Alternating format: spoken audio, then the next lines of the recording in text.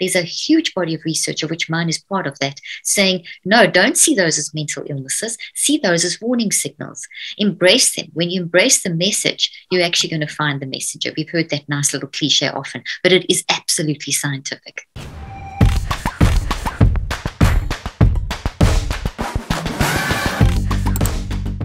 A couple of things about Caroline and why we are so excited to have her as a guest. She is a PhD, a world-renowned neuroscientist. She is the fourth neuroscientist to appear on the Mind Valley podcast in the last 8 weeks. As you can tell, we frickin' love neuroscientists. She has a PhD in communication pathology and a BSc in Logopedics, specializing in cognitive and metacognitive neuropsychology. Her best-selling book is called Switch on Your Brain, Think, Learn, Succeed, Think and Eat Yourself Smart.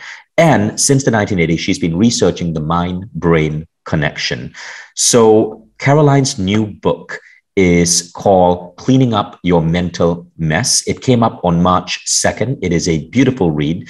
And we're also going to be discussing ideas from this book. She talks about how toxic thoughts, depression, anxiety, or what she calls the mental mess, is frequently aggravated by a chaotic world and our inability to manage our runaway thoughts. But we shouldn't settle for this mental mess as our new normal. There's hope and help available, science-backed, that can help you go beyond your mental mess. And in her book, she talks about a proven 5-step approach to do so that can get you there in 21 days. Dr. Caroline Leap, welcome to the Mind Valley podcast. Thank you. It's such an honor. I'm a great fan of yours, and it's such an honor to be on your podcast. And thank you for that great intro. Thank you. By the way, you've got such an interesting accent. Where is that from? I was born in Zimbabwe, in Africa, and then grew up in South Africa. And then I have British parents, and I've been in the States for 13 years actually, and we travel all around the world. So I don't know what my accent is anymore. It's like a whole mixture. It's so cool. We a couple of months ago we had Mae Musk on our podcast. You know, Elon Musk's mother, and your accent reminds me of her. And now I get it. It's that South African accent. That South African twang. I love it. It's an incredible accent. One of our top authors, Lorenzo Delano, who founded our 10X program on Mind Valley, which is our fitness program, is also from South Africa. And he's got that similar accent. It is adorable to say that. Good stuff coming out of South Africa there. So other than brilliant brains coming out of South Africa, let's actually kick off by having you tell us a little bit about why you do what you do. Why is cleaning up one's mental mess so important to you? Well, that's a great question. And it began 38 years ago. I've been in the field now for 38 years, which is long. And it began in one of my neuroscience lectures when we were told by one of the professors, they held up a brain, and I'm holding up a brain here, not a real one, a model, that the brain couldn't change. Now, that was the going philosophy back in the 80s, that your brain couldn't change. But there was the acceptance that the mind and the brain were separate in the 80s, which is not now. So things have changed a lot in the last 40 years.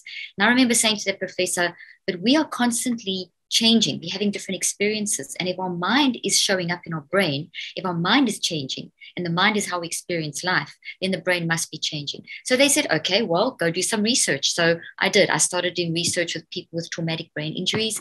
And the reason I chose that area was because there was so little research on people with traumatic brain injuries and chronic traumatic encephalopathy, damage from sports and from concussions and things like that. And the reason there wasn't was because they didn't believe the brain could change. So I thought, well, what's the point? That's such a terribly hopeless kind of philosophy. So I went ahead, worked with people with very traumatic brain injuries, got them back functioning, back at university, back. It was pretty miraculous, and it caught the attention of a lot of people in the field. I did some of the first work in neuroplasticity, and I was just very honored. I had amazing patients, but that trajectory then began a whole cycle of research. I was in South Africa at the time, in the going through the terrible apartheid era, the transition when Mandela came to power, the post-apartheid era. So I just chose to spend 3 to 4 days a week working in the areas that had been so impoverished and so challenged by that terrible environment. So I'd work in schools and community centers and work. And one of the main reasons was to go and help people to just basically manage their emotions and learn and get educated and that kind of thing. But it was also to understand what is going on, what is the mind, what is the brain, how can we change how we function. And I saw some of the most challenging situations, and I saw that when you show someone And this really goes to kind of what Jordan was, like almost the controversial portion of what Jordan was saying, is that when you have people that are in the most constrained situations, I also worked in places like war-torn Rwanda and war-torn Africa, and when you go and show a person that, hey, this is who you are at your core. You're this phenomenal person, but life has happened. And that life messes you up, whether it's a traumatic brain injury, whether it's an apartheid system, whether it's war trauma, sexual trauma, or the day-to-day traumas that we go through. Those adverse circumstances we process through our mind into our brain. And that tends to create a mess in our brain and our body. And if we manage that, we can actually learn to reconceptualize it. But if we are consumed by it, we crash. And I saw in these incredible situations where people really had, honestly, the most extenuating circumstances, I saw the power of the human mind. I saw the power of humanity to come through despite circumstances, and the excitement of showing people how they could learn it. I mean, I could tell you 1,000 stories, but that's what motivated me to continue. I practiced clinically for 25 years as a clinical neuroscientist, and I've been doing research for 38 years, still doing research. We're busy with another massive study now over this COVID era of nearly 35,000 people looking at the mental health over this pandemic era. So that's kind of a Cliff Notes version. I see. And I guess seeing the impact of the atrocities of some place like Rwanda on someone's mental health could really inspire you to want to do something about it. What is the biggest change you've seen in a patient or a client? The biggest change, there's so many because there's thousands. As you say that, I have thousands of faces coming to mind. But what I really saw was people that were suicidal saying, okay, I've got hope now. I believe in myself again. People that were so brain damaged that they had been written off by the neurologists as vegetables, go back, get a degree, and got on to become some of the top. One of them became one of the top criminologists in South Africa, and that person had been written off by doctors. And and not that I'm all for the medical community, but I'm just saying it's the philosophies of the day will influence how we view ourselves and how we're going to then change. And if we view ourselves as broken, we stay broken. But if we view ourselves as, hey, that's not who I am, that's what's happened to me, let me refine, let me rebuild. So some of the greatest things was people overcoming suicide, people getting out of situations. In one situation in South Africa, I was working with a group, I think it was close to a couple of thousand people that they packed into the community centers. And I was teaching a group of students and teachers how to learn, how to use their mind and their brain, how to learn to educate, to get them educated again. And one guy just walked in, and as he walked in, the Red Seas parted, literally. Dreadlocks, everyone was petrified. The atmosphere was just transformed. And this guy stood at the back of the room and he stared at me, and I thought, boy, this guy hates me. This guy is wondering, what am I doing in this environment? And this was back in South Africa in an area called Soweto, which was one of the really badly affected areas in the apartheid era. And he stared at me throughout this lecture. And I thought, well, at the end of this, gosh, I'm going to have to get an escort out of here. Because I used to drive around those areas, which were very dangerous, with just being pregnant on my own, because people loved what I was doing. So I was safe. I was very safe there. But this guy really concerned me. And I carried on talking. And at the end of it, as I finished, one of the teachers said, who wants to thank Dr. Leaf? And this guy ran to the front of the room. He had tears in his eyes. He picked up a pen and he said, now, Dr. Leaf, I know what to do with my pen. It turns out that guy was one of the worst pimps in the area, terrified everyone, drug lord, you name it. That guy did it. But he was young. He was like 25 or 26, and he was desperate to learn. And he'd heard about, apparently he'd been following me doing these lectures around the country. And long story short, he decided to come that day, and he transformed. And from that day on, he became a leader in his community. And I mean, it sounds like such a miracle, but it was such a transformation. It was a realization that he realized that, okay, this is what I'm doing. This is my life. This is my environment. But there is hope. We can come together with the power of our minds and change things. So I mean, that was a really powerful story. So your podcast is called Cleaning Up the Mental Mess. Your book is called Cleaning Up Your Mental Mess. Our topic today is accepting your mental mess. What is mental mess to you? A mental mess is that we as humans cannot predict what's going to happen in the next moment. Life is so unpredictable. So we cannot control events. We cannot control circumstances. We cannot control people. The only thing we can control is how we respond to those situations. And even initially, our responses are going to be experimental. So I love to see all of us as understanding that we actually, our brain and our body and our mind, our psychoneurobiology, are aligned and designed to make a mess in this experimental way and then manage that mess. So we're not meant to stay in the mess, but we're meant to make the mess in order to repair and grow. Because I don't know what's coming, I don't know exactly how I'm going to respond. And also, you can be in the most challenging situations, and in those situations, you don't always control you control yourself, but your emotions can take flight. And in those situations, we tend to make wrong decisions very often.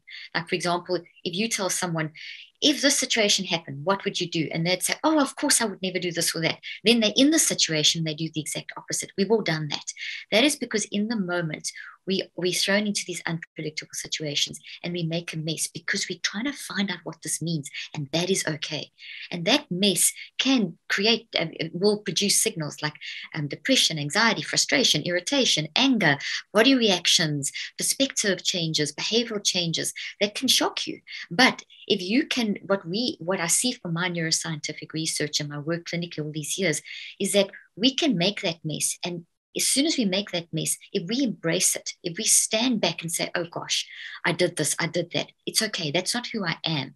I'm showing up in this messy way because of something's triggered me. There's a reason for this. You can go into that mode where you can literally observe your own mess. I call that the multiple perspective advantage, where we can stand back, observe the mess and say, okay, well, this is not who I am, but this is where my reality is at the moment. Let me try and work out why. What is the root cause? And then you reconceptualize. So that's what I've worked on in all my research is how do I help a person do this, including myself, and how can we then move forward? So instead of saying depression and anxiety and emotions like that are illnesses and mental illnesses, which is how they're spoken about in the current narrative, which basically changed into this in the last 40 years. Instead of saying that, there's a huge body of research, of which mine is part of that, saying, no, don't see those as mental illnesses, see those as warning signals. Embrace them. When you embrace the message, you're actually going to find the messenger. We've heard that nice little cliche often, but it is absolutely scientific. I love that. I love that. Now, in your book, you mentioned 5 simple scientifically proven steps. I know the book goes very deep, but could you give us a rough idea of what are these 5 steps? Absolutely. So the easiest way to understand these steps is that they're not a technique. They're a system. And it's a system for how you can get your mind to drive your brain. So the mind and the brain are not the same thing. So I'm going to hold up a brain here. I'm going to hold up a model of a little brain and a body. And then in order to explain these 5 steps, we quickly need to just understand that mind is not brain and body. So your brain and your body, when you die, they disintegrate. But at the moment, if I had to put all kinds of equipment like QEEGs on your and my brain and so on at the moment, we would see a massive response happening. So the difference between you and I and a dead person at this moment is our mind. So our mind is this force that actually energizes the brain and the body to function. It's the psycho that makes the neuro and the biology work. When the mind goes, when people die, you weigh a little bit less. That there's a difference. So the mind is this energetic force, and it's how we experience life. So if mind is driving brain and body, mind shows up in the brain. The brain and the body therefore respond. So if mind shows up in the brain, and the brain and body respond, I wanted to know how much control do we have over mind? Are there 2 different levels of mind? And in a simple statement, based on 38 years of research, yes. Mind is there's 2 levels of mind. There's like 2 parts to mind. One is this wise part that is this core of who we are, which we see reflected in our brain and biology of our body, which are wired for survival, wired for love, wired to keep you going. That's why we have an immune system that fights things that threaten survival. And so we have this wisdom, this inner core of wisdom that draws us towards things that are not working, that are imbalanced, not because we are evil or all these kinds of things that people say, because we recognize there's an imbalance that threatens our survival that we need to fix. So we've got that part of our mind. That part of our mind is the part of our mind when someone comes to you and says, hey, I've got this problem, Vishen, and you give them this great advice. And you think, wow, why didn't I take my own advice? That wisdom that we just have inside of us, that's a wise mind. And that aligns beautifully with all the psychoneurobiology. Then we have our messy mind. And our messy mind is this experimental mind. It's this one that doesn't always behave like it should. It's the one that's experimenting. It's always throwing out these hypotheses. It's getting irritated and then catching the irritation. It's getting upset and saying the wrong thing and then fixing it. Those two need to work together. And at the core of who we are, those two drive the physiology. So we've got accommodation in our brain and our body for making a mess. It's not going to wipe you out. But if you stay in the mess, accumulatively over time, the vulnerability of your brain and your body becomes impaired right down to the level of your DNA, which I've done research on as well. And so basically, in a nutshell, that foundation then, in summary, is that our mind is separate from our brain and our body. Our mind drives our brain and our body, shows up in our brain and our body, and our mind is how we then process the life into our brain and our body and build it into our brain and our body in the form of these changes. Now, the changes, and we can talk about them more in a moment, but basically we build this experience, for example, this podcast, it's our mind that's taking this information, pushing it into the brain and building it into a tree-like structure in the brain made of proteins. Everything I'm saying is in the root section, and everything and the unique way that you are processing what I'm saying is in the branches. So this is the same for everyone. This is completely unique for everyone. Okay, so now this is what we're doing. Now that's a healthy thought. What happens if we have a toxic experience? We have a toxic response. So we build a toxic thought.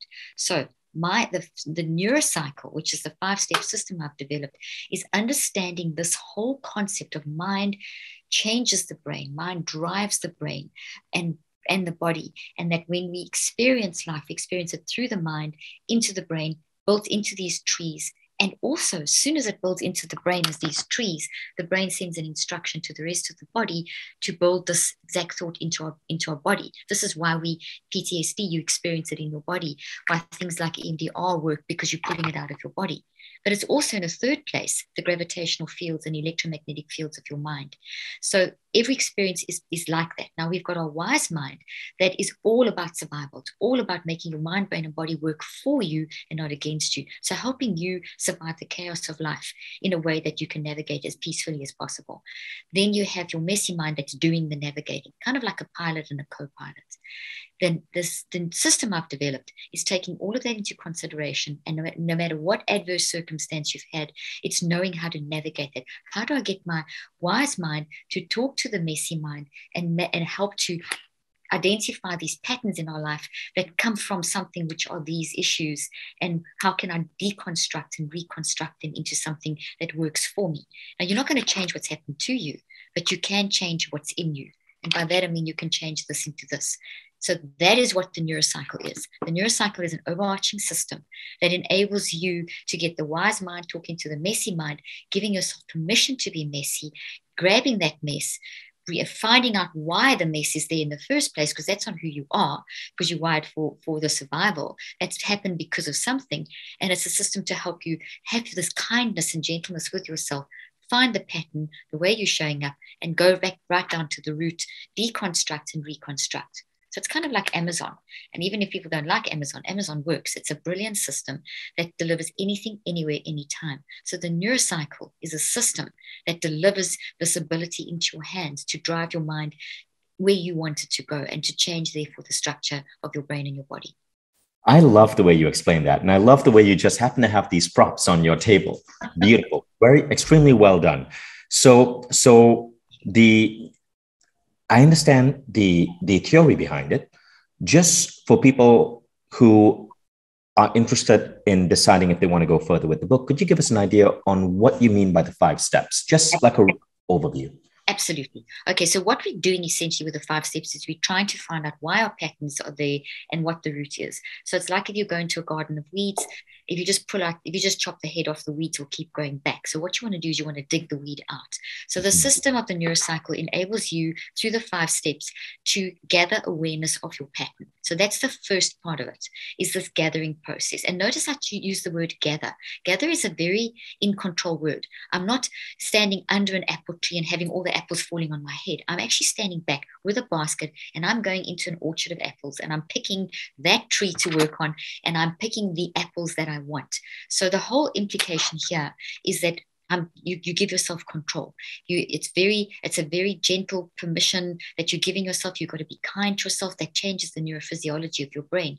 When you have this gather attitude, you will shift 1,400 plus neurophysiological responses in your brain and your body to work for you, not against you.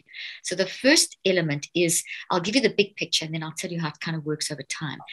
So the big picture is to gather. And what are you gathering? You're gathering awareness of the things that are literally breaking your life. What are the breaks in your life? What are the patterns in your life that are destructive, that are stopping you achieving what you want to achieve? And as soon as you start thinking like that, even achieve is the wrong word. That's one. Things that are blocking your day-to-day functioning. What's messing up your relationships? What's messing up your potential creativity? What in your day right at the moment is a block to your ability to feel a sense of peace? So let's move into that, closer into that, and then achieving dreams and all that stuff just is that is a byproduct of once you understand basically how to manage your day-to-day moments. When you understand the day-to-day, you can understand the bigger picture more effectively. So people often start, and that's just a side note, people often start gathering awareness of big dreams before they're actually aware of how do I manage my moment by moment, which builds to the big dream. So what is my thing today? And that's what everyone can be asking themselves right now. What is the thing at this moment? Maybe it's more than one thing. Maybe it's 3 or 4 things. Put a priority list. Say, okay, well, there's maybe I feel completely burnt out and overwhelmed from the grief of losing loved ones over COVID, or the financial loss, or there's a huge relationship issue, or work is whatever. Grab those. If it's one, then whatever, if it's 3, 4, 5, prioritize them, gather awareness. Now, still in the gather, you now start going into the portion of, okay, what does this actually look like? And how do you know what it looks like? You look for red flags. Red flags are warning signals. A red flag is telling you, your mind, brain, and body are telling you that you are going from good stress, which works for you, into toxic stress, which works against you. So there's a transition period where we initially, as things happen, we go into positive stress that helps us wise and focus, etc. The neuropsych will help keep you in that state. So first of all, you've got to find out if you are shifting into a toxic state. So what are the red flags? The red flags would be your emotions. Depression, anxiety, frustration, irritation, anger. None of those are illnesses. We have to stop, as I already said, seeing emotions as illnesses. That's not a good narrative for mental health. Emotions are warning signals. You can't have depression. You experience depression. You can have cancer. You can have diabetes, but you can't have depression. So what you're saying is, when we start feeling the onset of fear or depression, don't label it as a sickness, label it as a warning sign. Beautiful. You've got it. There was recent research that came out of Tokyo and Texas, funnily enough, 2 universities that you wouldn't think would, Tokyo and Texas. And it was on the same concept, backed up my research. So I was thrilled about it. But basically said that when you embrace depression, anxiety, that kind of thing as messengers, immediately you are going to be in a healthier state. You'll be happier because you're not threatened, because that's not who you are.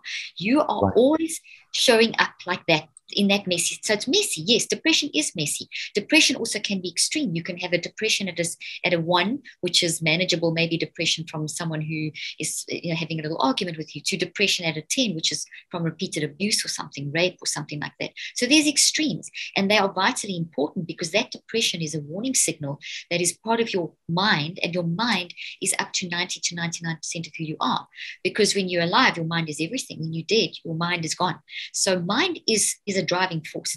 It never stops, even when you sleep at night. So we need to always be gathering. Just let me put this in perspective. You can go 3 weeks without food, 3 days without water, 3 minutes without oxygen. You don't even go 3 seconds without your mind working.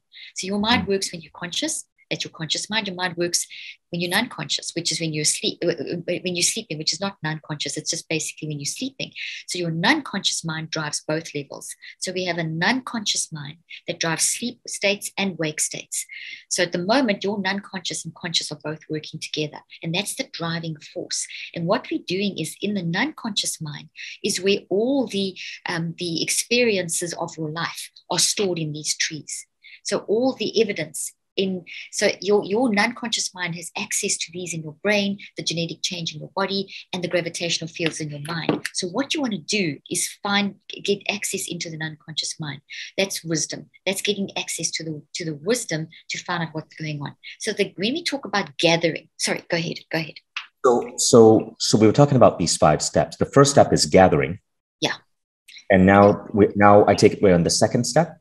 No, we're still in gather, but I'm laying a foundation. We'll go to the others quicker. So I want people to understand that when you're gathering, you are gathering. So I've painted a big picture of look at the pattern of your life.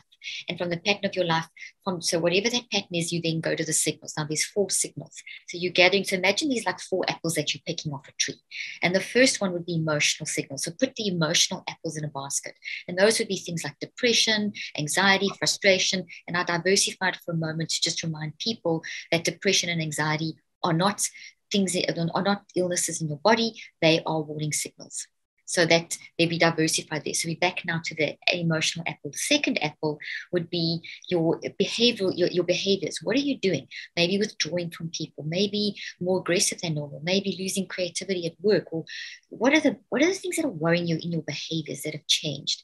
Then, and you're linking it to this identified thing, this pattern that you've gathered. So you're getting more information. At first, it's kind of vague. Then you're going deeper with the emotions, the behaviors. Then you're going to go into what's going on in your body. What are maybe you've got a gut reaction. Maybe you're having more GI symptoms than lately. Maybe you're having heart palpitations. And then the 4th red flag warning signal is your perspective. How has that shifted? Are you looking at life as this absolute life sucks? Or are you looking at life as I can't do this anymore? Or I'm giving up? So those are, and you're objectively looking at those. So it's literally you going up to the tree, not standing under and shaking it and letting all the apples fall on your head. You standing back and saying, that tree is the issue. I need to pick these apples. I love it. So you're looking at your emotions, your behavior, your perspectives. And what is the 4th one? The body reaction, physical. What's going on in your body? Yeah. Wow. Okay. So that's the gathering. That's the gathering phase. That's the gathering. So now we've got our basket of apples. And obviously I go into it in a lot more detail in the book and the app. The app I walk you through, literally giving you therapy. And also what I explain in the book is as you're doing this, major stuff's happening in your brain. And if I may diversify for 1 second, when you gather, you are forcing a lot of oxygen and blood flow to the front of your brain. You want that. That's really good.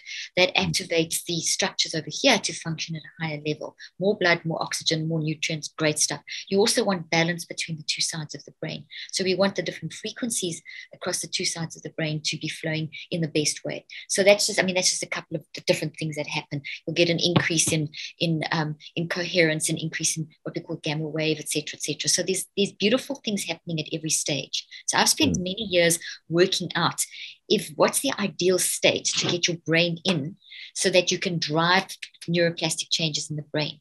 So what I'm trying to do in the system is help you get a body and brain that are in a state of chaos from the trauma or the experience or whatever you're going through. And it's never one, we've always got lots. I'm helping you to literally stand back and get control of your brain and your body and control of your messy mind, and then drive that in a direction that you can manage. And it's very realistic. It's not going to happen overnight. And that we can talk about in a moment. So now step 2. So now, before you go to step 2, I have to ask you this. Absolutely, go ahead. So I want to ask you about Jordan Peterson's quote. Obviously, Jordan Peterson is a powerhouse in the personal growth sector. People look up to him. But I'm curious to know your thoughts on this. The message you put up on Instagram is strive towards better. The modern idea is you're supposed to accept yourself. I think that's an insane idea. Really, I can't think of a more nihilistic idea than that. You're okay the way you are? No, you're not. And the reason you're not is that you could be way more than you are. What do you want to be? Do you want to be okay as you are, or do you want to strive towards what's better? Let's talk about that. What are your views on this? Okay, so I think what's happening there is that it's just a kind of almost a confusion of words that people in society, as well as like Jordan's honed in on this thing that and I know Jordan knows my work, and I've actually, Michaela and I know each other, and I've interviewed her, she's interviewed me. But essentially what I believe Jordan's trying to say is that don't accept the mental mess as who you are.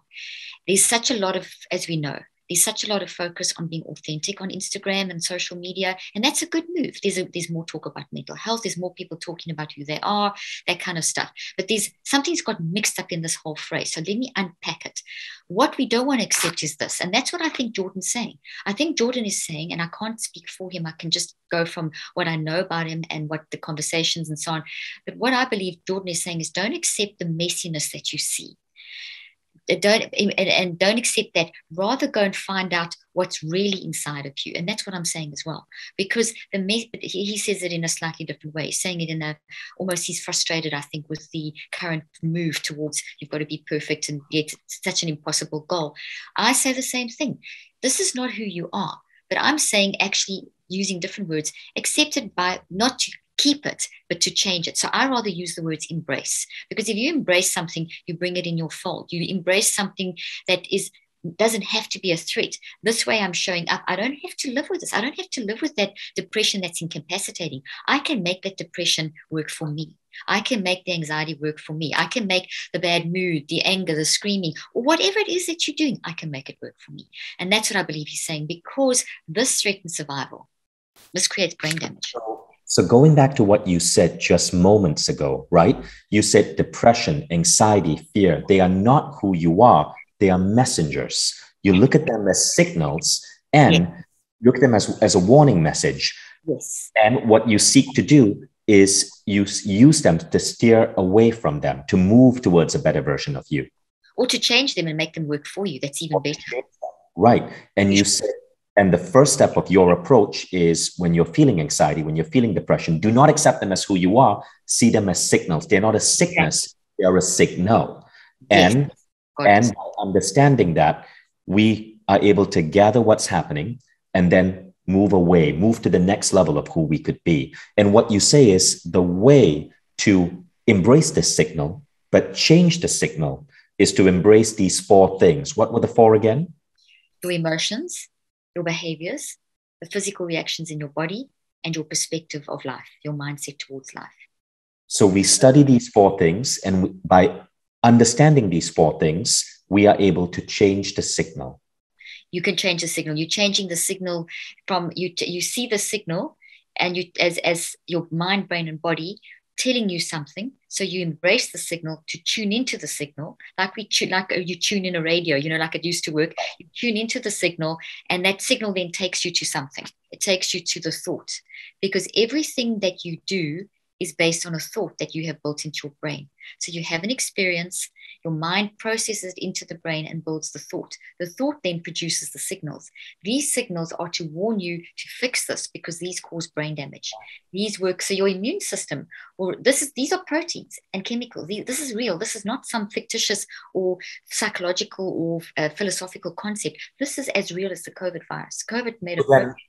So then you agree that the modern idea that we are supposed to accept ourselves is BS. You agree with Jordan Peterson? Well, yes, I do. I agree with him, because you need to accept the mess to change it, to find out what it. So he's saying that don't just accept that and think that's all you are, and that you never have to improve. And I agree with him there, because we are constantly organically changing and growing. The way I would just say it in a more gentle way, I would just say it's okay to make the mess, but it's not okay to stay there. Now you need to manage the mess, because it's in the mess that you repair and you grow. So I would say it in that way. And that way you don't then have to force these signals that are impacting maybe your relationships and your work environment. You don't have to say to someone, oh, well, that's who I am, just accept it. That's the limit. You can rather say, okay, that's actually damaging that relationship. That's not operating in love. Love is such a big word, but it's not, and I don't use it in a philosophical sense. I use it in a scientific sense. It's a very scientific concept. We see from scientific studies that when people are operating in this accepting way of themselves and others and so on, that we see a different kind of frequency in the gravitational fields, the electromagnetic fields inside the person's body, the photons they emit. I mean, this is real stuff. This is not something. So if you accept who you're not, if you just accept the mess and think, okay, well, I've always been this in my family, or there's always been alcoholism, or I'm just an aggressive person, or I'm just very direct and doesn't matter if I hurt people, that's actually damaging yourself. That's actually operating from a toxic pattern. That's a toxic protein thought structure made of memories, because thoughts are made of memories, and it's coming from somewhere. If you're constantly aggressive with someone and you're saying to someone, well, that's who I am, just accept it, that's not who you are, because that's damaging to you and the person. You are aggressive because of something. So it's worth finding that out. And the message, the worry, the fear, the depression, the anger, the anxiety, it is not a sickness. It's not like cancer. And when you learn to see them as signals, you can move beyond them. That's exactly. So what we see from the neuroscientific research is that the minute that you embrace something, you bring the hidden into the light. So in other words, that embracing changes how these protein branches are functioning. They actually become weakened. So the bonds between the protein branches that these are made of, and by the way, these proteins are distorted, these are misfolded, these are correctly folded. So these, your brain, your immune system loves these. The immune system will send out T lymphocytes and B lymphocytes and macrophages, and there'll be pro-inflammatory factors are sent to the site of a toxic thought, which is all the experience, which is amazing. You'll have a cytokine, or the cytokine storm, all that kind of thing. The same responses you have to COVID virus or bacteria or anything in your body, you have to a toxic thought. Why? Your immune system's protecting you. So your immune system then sends a message to your endocrine system, to your cardiovascular system. Everything works for you, even your telomeres. I'm smiling so much because this brings so much clarity. It brings so much clarity to this whole debate of, do I accept my authentic self, even the darkness within me, or do I strive to be better? And I love the way you put it, right? It's about recognizing the difference between the signal and the sickness. Exactly. And the sickness. That's so true. The signal and the sickness. So when someone is operating in a way that they're losing peace, and that's interrupting a relationship, that is disturbing a work environment, that's not authenticity. That is pain manifesting, and that is a trauma response. So that's not who they are. So it's very hard working with toxic people or being around toxic people. So you have to protect yourself from toxic people. And sometimes you're toxic, that it works both ways most of the time. And so what we need to do is recognize, okay, I don't need to accept that abuse from that person in the work environment or whatever. But at the same time, I also need to understand that's not who they are. Their authenticity does not lie in their toxicity. Their authenticity lies in the fact that they need to manage that mess. They're a mess because of, but I have to protect myself until they fix themselves. So that's the level. So authenticity is finding that level of wisdom where when people are authentic, Vishen, they can have discussions with other people that don't agree with them and not fight with them. There's agreeing to disagree, agreeing to sit down with someone and saying, okay, we don't agree, but we don't have to fight about it. What are we seeing so much of in our country at the moment in the world? There's just so much toxicity amongst people because people are forcing, that in itself is very toxic. That's a lot of toxicity coming out in the conversations. It's not authentic at all. I love that. Thank you. Now I want to bring up a couple of people who have asked questions that got a number of votes. So Joshua, you are first. Okay. So Joshua Stevens. I've experienced everything that you've discussed here. I understand the wisdom. I've seen it in my own life. And so everything you're preaching to the choir here. So I wanted to get a little bit more in modern usage. So how are we going to be seeing these real facts, like you're saying, these real studies showing, hey, these connections are there. They're in each of our brains and they're creating our realities today. And there are ways to improve upon this and do it in a larger scale. So my question here is, why, I'm a 30-year-old now starting to kind of get into this stuff over the last few years. I'm sure there's kids, other people out there who are in pretty rough situations that haven't heard these ideas or experienced them as truth. So what are we doing as leaders in our societies to get this information out there on a brighter or wider scale, and even connecting with institutions such as prison systems, education systems, healthcare systems, et cetera? Okay, so big thing is that this is why I have the platform I do. I've been working in education systems for years in this country, in South Africa, working in prison systems, so what I'm trying to do is create a community where people understand and look at mental health differently. Only 1 in 4 leaders are talking about, 1 in 3 leaders are talking about mental health, which is terrible in a way that we're actually giving ourselves permission.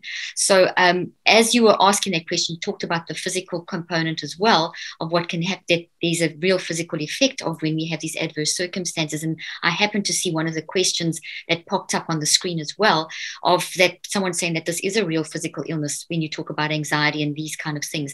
Well, just very quickly, I've done a lot of research showing the psychoneurobiological impact. And when we have an adverse experience and it shows up in the brain does get affected right down to the level of every part of the body as well. I mean, I showed that showed that the direct link, as soon as you are in an adverse circumstance, you're going to have increased inflammation. You're going to have raised homocysteine levels. Your telomeres shorten. We had some subjects in our clinical trial whose telomeres, which are the ends of chromosomes, which are proxies for mental health and managing mental health, were at in such a bad state that their biological age was up to 35 years older than their actual chronological age. And within 9 weeks of rewiring the brain, that had rematched and the inflammation had reduced, etc. So we had very, very sick people, and I worked with very, very sick people who are sick as a result of the mental health issues. So the psychoneurobiological impact is absolutely valid. This is why we need to work with the medical community, with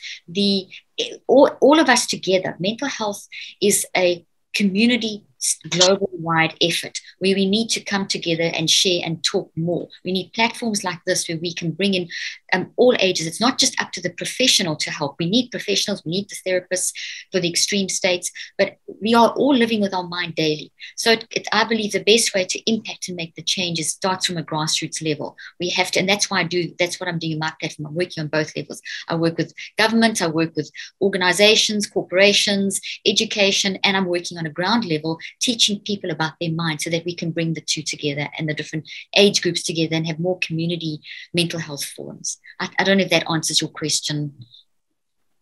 Yeah, for me, that was beautiful. I really appreciate it. And I really know there's a lot being done. I see, especially over the last couple of years or so, there's a lot of people out there doing amazing things. I have a vision within the next 2 years, we're going to see even more beautiful things happening. So, but to end my time, I come from a drug addiction background, really rough background, but when I decided to change, when I started shifting because of God, my mantra was, I'm Joshua and I'm just a brother. I'm a son. I dropped the wording of, hi, I'm Joshua, I'm an alcoholic, I'm an addict. And so I just want to end with that. We are who we say we are, and we are who we believe we are. And by changing those beliefs, you can really rewire your mind. So thank you so much. Yeah, just going on that, the brain, when these neural networks wire into the brain. So you have, and when addiction is, once again, it's a signal. It's a signal, it falls into that behavioral signal. And it's because there's a cause. So they wire in, and when something wires into the brain over cycles of 63 days, it becomes a pattern that becomes predictive. And so basically, as you would know, Joshua, who asked that question, and anyone who suffered with any form of addiction, it's basically, it's a way of trying to suppress this pain. And only when you face it, it's really hard. It's the treatment effect. When you see the pain, it's very difficult. It gets worse before it gets better. But until you find the cause, the addiction will stay. And so but this whole thing of I am an addict is terrible, because then you take that label on. This is why diagnosis and being labeled with PTSD or clinical depression doesn't help people. We see from the research that you can't have that as a label. It's a tautology, because if someone has clinical depression, if they get given that label, they get that label from a set of symptoms. Then you say, well, why do I have it? Then they give you the symptoms. So it goes in circles, and that creates a predictive pattern in the brain, and then your brain downscales and to that, and you function around that toxic level. But if you say, no, I'm experiencing this, it's very severe, it's making my brain and mind and body sick, but it's a signal, I need to find out why, and you do the work. And that work does take time, which I'm sure we'll get to a chance to talk about that. Thank you so much, Joshua. That was a beautiful question, and I love what you shared. And thank you so much, Dr. Caroline Leaf. So for those of you who want to go further following Caroline Leaf's ideas, you can follow her on Instagram. Her Instagram handle is Dr. That's Dr. Caroline, Caroline, Leaf, Leaf. Her website is drleaf.com, drleaf.com. Her app is the Neurocycle app, neurocycle.app. And her book, which came out on March 2nd this year, is Cleaning Up Your Mental Mess: 5 Simple, Scientifically Proven Steps to Reduce Anxiety, Stress, and Toxic Thinking. So yeah, I learned so much from this, and I'm so happy we got to address Jordan Peterson's post as well. Now, for those of you who want to go deeper with transforming your life, check out Mindvalley membership. If you're not a member yet, go to mindvalley.com/membership. Mindvalley membership just expanded globally with localized pricing. So if you're outside Western Europe or the USA, you will see that there are amazing enrollment discounts available right now. And if you happen to be an American first responder, meaning a school teacher, a healthcare worker, fireman, military, veteran, reservist, or even a college student or any type of student, there is now a 40% discount this month on everything Mindvalley. Simply go to mindvalley.com/first, FIRST. So I will see you guys as our new batch of members. And thank you so much for joining us, Dr. Caroline Leaf. Thank you so much. It's been wonderful. I've really enjoyed it. Thank you.